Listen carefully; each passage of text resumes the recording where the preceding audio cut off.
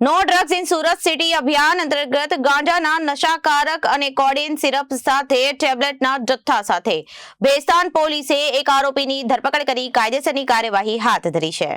સુરત શહેર police commissioner તથા નાયબ પોલીસ કમિશનર અને ઝોન 6 ના મદદનીશ પોલીસ કમિશનરની સૂચના અને માર્ગદર્શન હેઠળ no drugs in Surat city અભિયાનના અંતર્ગત સફળ બનાવવા સુરત શહેરમાંથી નાર્કોટિક્સને બંધી સંપૂર્ણ નસ્તે નાબૂદ કરવા માટે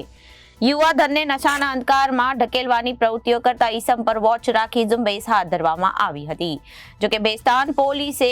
સંયુક્ત બાતમીના આધારે ચોક્કસ હકીકતના આધારે ભેસ્તાન શુભલક્ષ્મી ઇન્ડસ્ટ્રીયલ ખાતે રેડ કરી આરોપીને પકડી અને ગાંજાના જથ્થા સાથે આરોપીને પકડી અને કોડીન સિરપ તથા બોટલો મળી 1050 અને નશાકારક ટેબ્લેટની કુલ 22 સ્ટ્રીપ પત્તી તેમજ કુલ મળીને મુદ્દામાલ સાથે 56,698 ના મુદ્દામાલ સાથે આરોપીને પકડી કોર્ટમાં રજૂ કરી કાયદેસરની કાર્યવાહી હાથ ધરી છે. Bureau report Janadesh news Surat.